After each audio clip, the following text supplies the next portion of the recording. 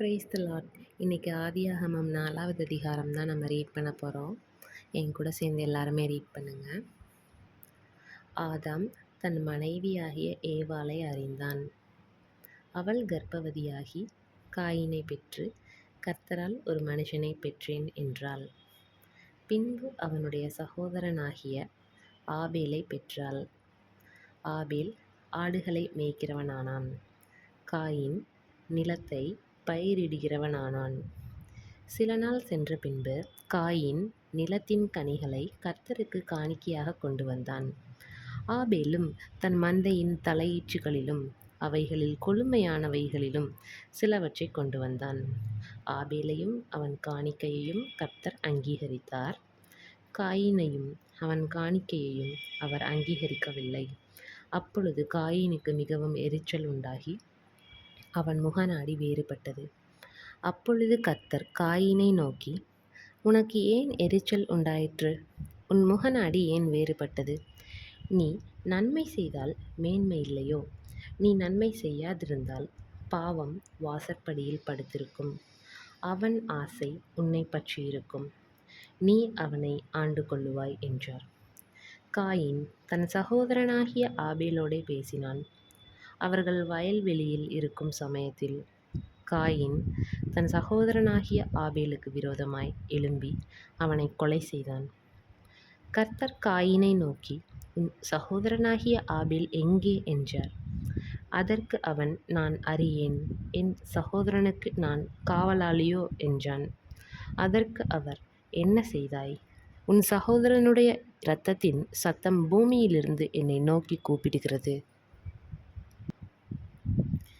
இப்பொழுது உன் சகோதரனுடைய இரத்தத்தை உன் கையிலே வாங்கி கொள்ள தன் வாயை திறந்த இந்த பூமியில் நீ சபிக்கப்பட்டிருப்பாய். நீ நிலத்தை பயிரிடும்போது அது தன் பலனை இனி உனக்கு கொடாது. நீ பூமியில் நிலையற்று அலைகிறவனாயிருப்பாய் என்றார். அப்பொழுது காயின் கர்த்தரை நோக்கி, எனக்கு இட்ட தண்டனை என்னால் சகிக்க முடியாது. இன்று என்னை இந்த தேசத்திலிருந்து துரத்தி விடுகிறீர். நான் உமது சமூகத்துக்கு விலகி மறைந்து பூமியில் நிலையற்று அலைகிறவனாயிருப்பேன். என்னை கண்டுபிடிக்கிறவன் எவனும் என்னை கொன்று போடுவானே என்றான். அப்பொழுது கர்த்தர் அவனை நோக்கி, காயினை கொல்லுகிற எவன் மேலும் 7 பழி சுமரும் என்று சொல்லி, காயினை கண்டுபிடிக்கிறவன் எவனும் அவனை கொன்று போடாதபடிக்கு கர்த்தர் அவன் மேல் ஒரு அடையாளத்தை போட்டார். அப்படியே காயின் கர்த்தருடைய சந்நிதியை விட்டு புறப்பட்டு ஏதேனுக்கு கிழக்கான நோத் என்னும் தேசத்தில் குடியிருந்தான். காயின் தன் மனைவியை அறிந்தான். அவள் கர்ப்பவதியாகி ஏனோக்கை பெற்றாள். அப்பொழுது அவன் ஒரு பட்டணத்தை கட்டி அந்த பட்டணத்துக்கு தன் குமாரனாகிய ஏனோக்கனுடைய பெயரை இட்டான். ஏனோக்குக்கு ஈராத் பிறந்தான். ஈராத் மெகுயவேலை பெற்றான். மெகுயவேல் மெத்தூசலாவை பெற்றான். மெத்தூசுவேல் லாமேக்கை பெற்றான். லாமேக்கு 2 ஸ்திரீகளை விவாகம் பண்ணினான். ஒருத்திக்கு ஆதாள் என்று பெயர், மற்றொருத்திக்கு சில்லாள் என்று பெயர். ஆதாள் யாபாலை பெற்றாள். அவன் கூடாரங்களில் வாசம் பண்ணுகிறவர்களுக்கு மந்தை மேய்க்கிறவர்களுக்கும் தகப்பனானான். அவன் சகோதரனுடைய பேர் யூபால்.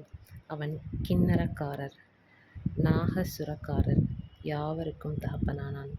சில்லாளும் தூபால் காயினை பெற்றாள்.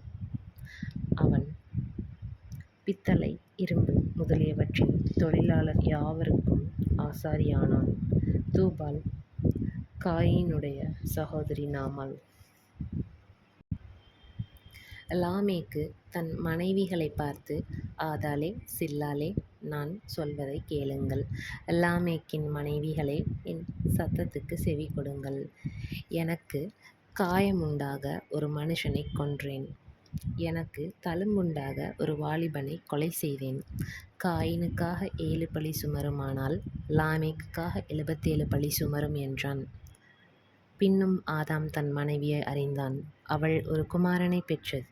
காயின் கொலை செய்த ஆபேலுக்கு பதிலாக தேவன் எனக்கு வேறொரு புத்திரனை கொடுத்தார் என்று சொல்லி அவனுக்கு சேத் என்று பெயரிட்டாள்.